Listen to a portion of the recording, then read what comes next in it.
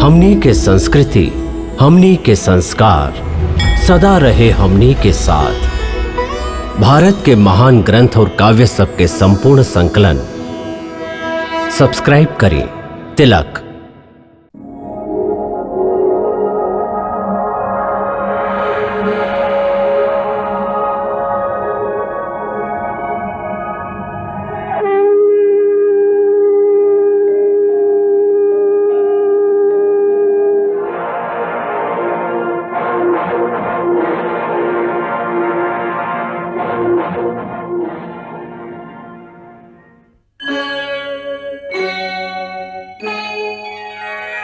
कृष्णा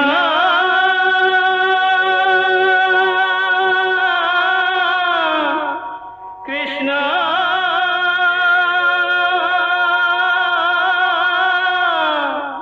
हरे कृष्णा हरे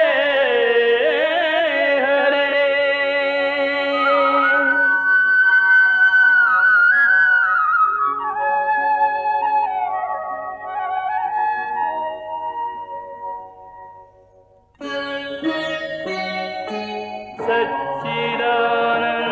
सच्चिदानन्दरूपाय विश्वोत्पत्त्यादिहेतवे तापत्रयविनाशाय श्रीकृष्णाय वयं नमः।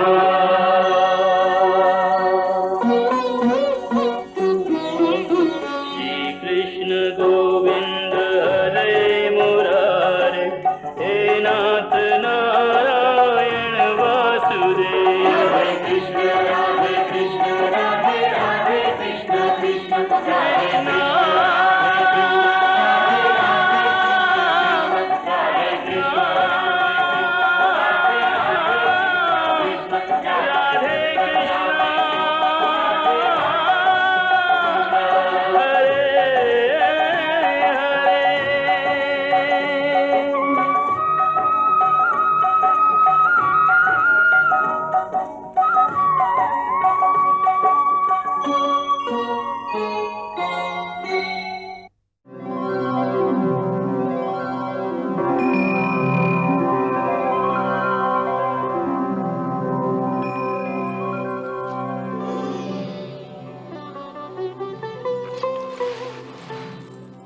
हे कामकंटका, तू एगो ऐसन अद्भुत लइका के जन्म देबू जे तोहरा जैसन ही अजय होई। तोहार लइका एगो महान तपस्वी भी होई और महान योद्धा भी। तोहार बेटा धर्म और शक्ति के महान संगम होई। बाकी प्रभु, कामकंडिका के ब्याह नइखे भइल। प्रभु, कामकंटिका कुंवार बाड़ी। हमारी इच्छा बा कि आप कौनो सुयोग वर से ब्याह करवा दी और हमार भक्त कामकंटिका के अनुग्रहित करी।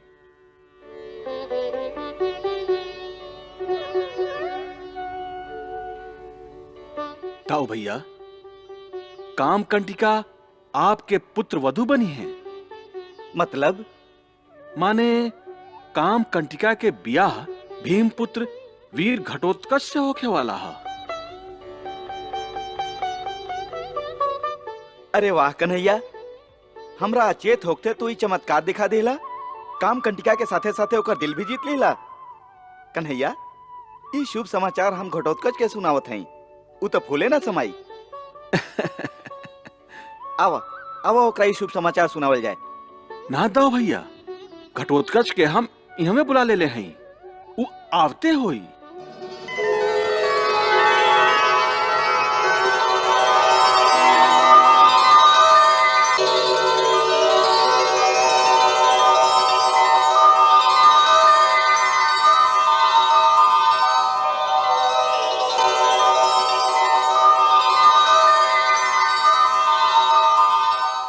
प्रणाम प्रभु। प्रणाम दाऊ भैया।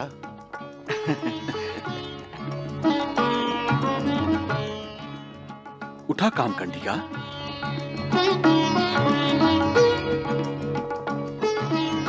हमरा खातिर का आज्ञा बा प्रभु? वीर घटोत्कच, ई प्राग ज्योतिषपुर के राजकुमारी कामकंटिका है। हम तोहार बियाह इनका से निश्चित कैले हैं। प्रभु, ये हमार सौभाग्य बा जे आप हमरा पर ही उपकार कैली। कन्हैया, इस शुभ काम में हम लोग के अब देर ना करे के चाहिए। घटोत्कच के तरह इनके पिता भीमसेन और दूसर पांडव भी तुम्हारे निर्णय के आंख बंद करके स्वागत कर रही हैं। अब हम लोग के इंद्रप्रस्थ चले के चाहिए। बड़का भैया, ये तो बहुत अच्छा विचार है। विवाहित जीवन के प्रारंभ में अपना से जेठ के आशीर्वाद बहुत आवश्यक होला। ऐसे वीर घटोत्कच के पांडव और विशेष करके अपना पिता भीमसेन के आशीर्वाद प्राप्त करे के चाहिए। लेकिन माई के स्थान सर्वश्रेष्ठ होला। ऐसे घटोत्कच के सबसे पहले अपना माई हिडिंबा के आशीर्वाद लेवे के चाहिए और उनका से आज्ञा भी लेवे के चाहिए। प्रभु, हमार मन में भी यही अच्छा रहे, बाकी हम बड़ा अभागा हैं। माई जब से तपस्या करे खातिर तीर्थ स्थान गइल बाड़ी, हम उनकर दर्शन से भी वंचित हैं। वहां जाके उनकर तपस्या में बाधा तो ना डाल सकेनी ना। हम बड़ा अभागा ही प्रभु। वीर घटोत्कच, हिडिंबा जैसन देवी स्वरूप माई के बेटा होके अपना आप के दुर्भागी समझल भूल है। हिडिंबा असुर जाति के होके भी एगो महान तपस्विनी है। उनकर तपस्या से प्रसन्न होके देवी देवता लोग उनका के अनेक सिद्धि से संपन्न कैले बाड़न। लेकिन उस सिद्धि के महत्व ना देके ईश्वर के दर्शन के महत्व देली। और जब तक उनका ईश्वर के दर्शन ना हो जाए, वो अपन तपस्या समाप्त ना करी है। फिर उनका बिना ही ब्याह कैसे हुई? उनका बिना ना, उनका छत्र छाया में ही ब्याह संपन्न हुई।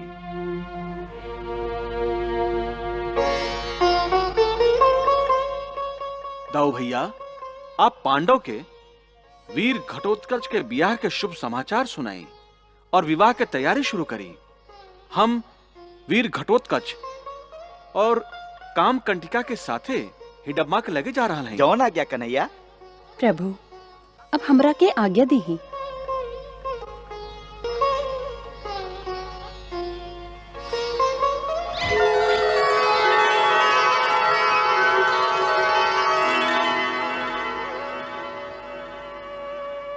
प्रभु, और कब तक हमार परीक्षा लेत रहब? हम आपके दर्शन खातिर युग युग तक ऐसे ही बैठल तपस्या करत रहब। अब आपके दर्शन के प्यास सहन नहीं के होत प्रभु। कृपया करके दर्शन दी प्रभु, हमके दर्शन दे।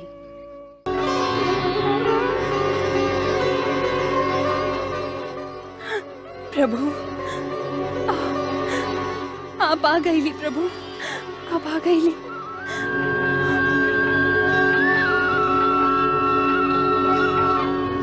हम आपके पहचान गईली प्रभु, हम आपके पहचान गईली।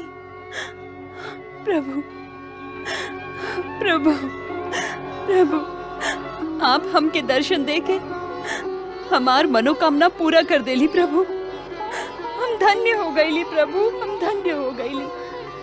हमार तपस्या सफल हो गई प्रभु, हमार जीवन सफल हो गई प्रभु, हमार जीवन सफल हो गई।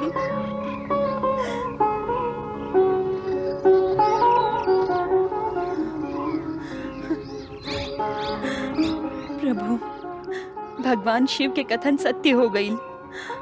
वो हमरा से कहले रहन कि आप एक दिन हमरा के दर्शन अवश्य दे। बेटी हिडिंबा, हम तुम्हारा तपस्या से बहुत प्रसन्न बानी। भगवान शिव जौन दर्शन देवे के भविष्यवाणी कैले रहन, वो दिन आज ही के दिन है। तो फिर आज हम तो के दर्शन कैसे ना देती? प्रभु, आपके दर्शन कैला के बाद तक हम आंख बंद करके कल्पांत तक आपके तपस्या कर सकत हैं। ना देवी हिडिंबा, अब तो के एकांत में तपस्या करे के कोनो आवश्यकता नहीं है।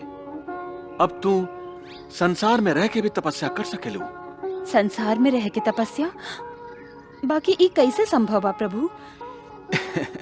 यह बतावे तो हम तोहके इहाँ आयल ही। वीर घटोत्कच, तू दोनों प्रकट हो जा।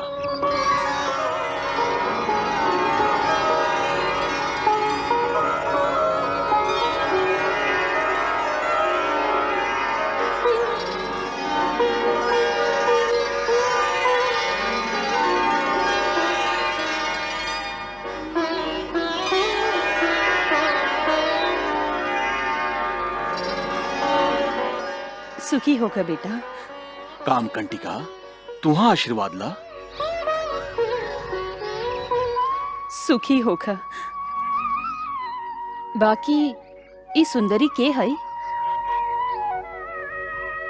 ई प्राग ज्योतिषपुर के राजकुमारी काम कंटिका है, तुहार होखे वाली बहू।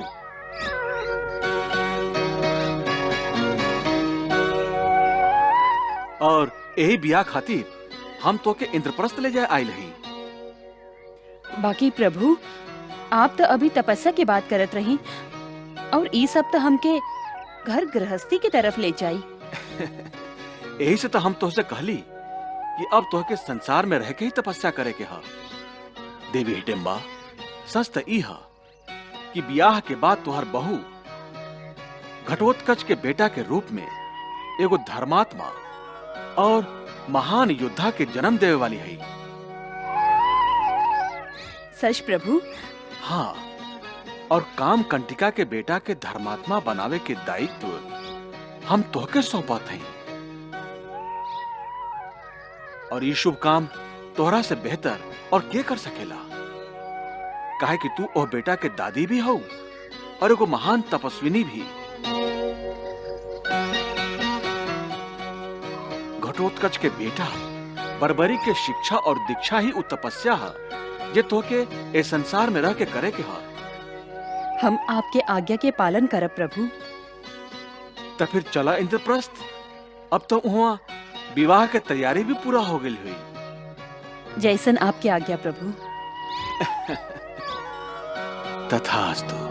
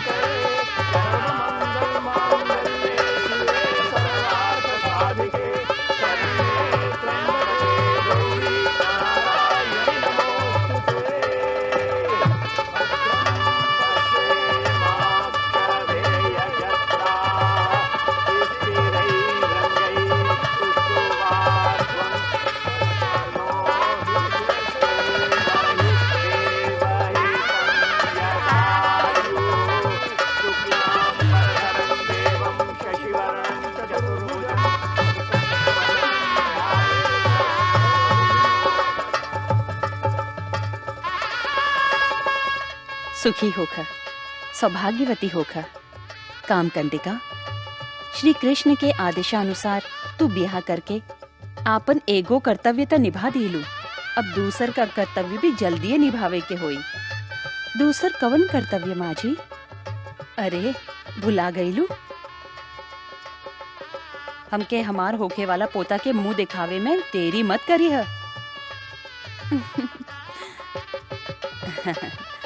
हमके जल्दी से दादी बना दी है, ताकि हम श्री कृष्ण के आदेशानुसार आपन कर्तव्य पूरा कर सकें। अपना पोता के अपना गोदी में बैठा के ओके शिक्षा दीक्षा दी।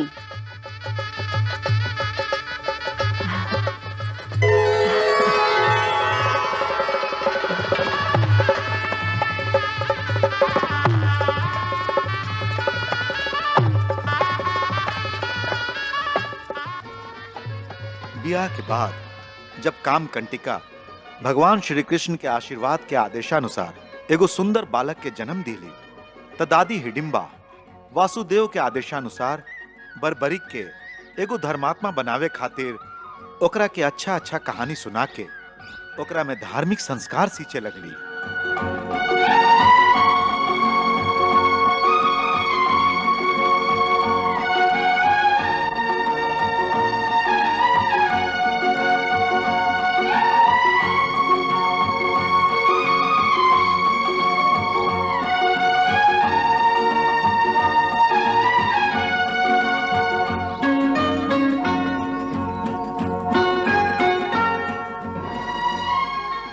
बेटा बर्बरिक, सुत ना गईला? ना दादी, सोच में पड़ल रहनी। सोच में का सोचत रह? हम ही सोचत रही कि आप हमके सब ज्ञान देहली, बाकी ये ना बतौली कि मुक्ति का होला। बेटा बर्बरिक, मुक्ति मनुष्य के जीवन के परम उद्देश्य होला, जेह के पाके मनुष्य जीवन और मृत्यु के चक्र से मुक्त हो जाला और परमात्मा में लीन हो जाला।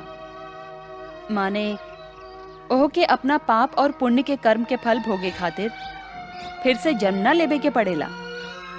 बाकी ये मुक्ति प्राप्त कैसे होला? मनुष्य यदि कर्म के फल के त्याग दे, निरासक्त हो जाए, तब मुक्ति प्राप्त हो जाला। बाकी बर्बरिक, एह तरह के मुक्ति पावे के योग्य बने खातिर मनुष्य के कई कई जन्म लेबे के पड़ेला। ई तो बड़ा लंबा चक्र बा। प्रभु के आत्मा में लीन होके खातिर हमार आत्मा न जाने कब से तड़प रहल बा। आप हमके कोनो ऐसा तरीका बताई जेकरा से हम जल्दी मुक्ति पा सकी। बेटा बर्बरिक, यदि कौनो मनुष्य के प्रभु के हाथ से मृत्यु आ जाए तो ओकर आत्मा तुरंते प्रभु में लीन हो जाला और ओकरा मुक्ति मिल जाला। अच्छा, ये तो बहुत सरल उपाय बा। हम प्रभु श्री कृष्ण से जाके युद्ध करब और वो हमरा के मार दी है, फिर हम जन्म जन्मांतर के चक्र से मुक्त हो जाए। बर्बरिक, भगवान श्री कृष्ण केहू के अकारण ना मारस, और फिर ऊ तोह से युद्ध काहे करी है? तोहरा लगे त उनका टक्कर के शस्त्र भी नहीं खे। उनका लगे त सुदर्शन चक्र बा, जेकर तोड़ केहू के लगे नहीं खे। हम घोर तपस्या करके महाअस्त्रन के ढेर लगा देब और फिर श्री कृष्ण के हमरा से युद्ध करे खातिर विवश कर देब, और फिर देखा थई कि वो हमार वध कैसे निखन करत। एकरा बाद बर्बरिक तपस्या करे खातिर मही सागर संगम तीर्थ स्थान गईलन और घोर तपस्या शुरू कैलन।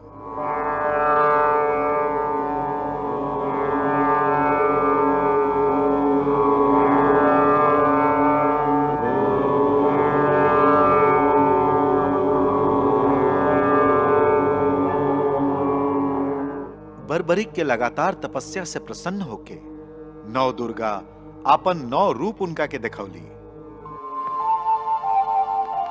प्रथमं शैलपुत्री च, द्वितीयं ब्रह्मचारिणी, तृतीयं चन्द्रघण्टेति, कुष्माण्डेति चतुर्थकम्।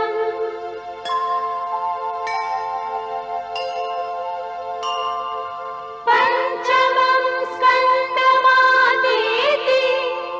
षष्ठं कात्यायनीति च, सप्तमं कालरात्रीति, महागौरीति चाष्टमं, नवमं सिद्धिदात्री च, नवदुर्गा प्रकीर्तिताः। और इतना बल दिहली जितना बल तीनों लोक में केहू के लगे ना रहे।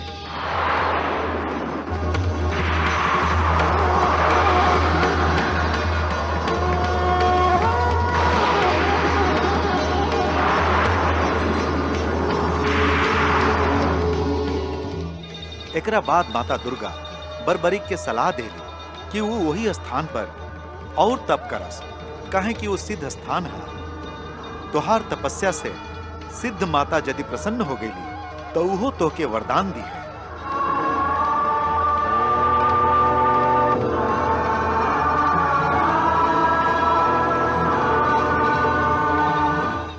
सिद्ध माता बर्बरिक के वासुदेव अस्त्र प्रदान कैली और गणपति से संबंधित सब विद्या और अस्त्र के प्रदान कैली।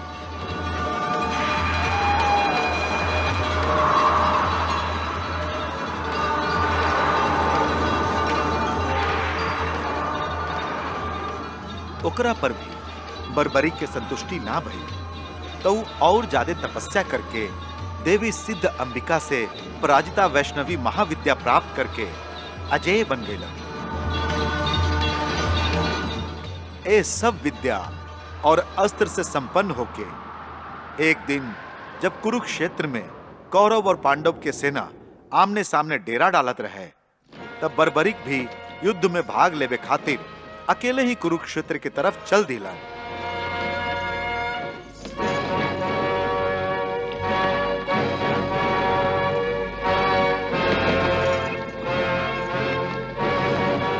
कृष्णा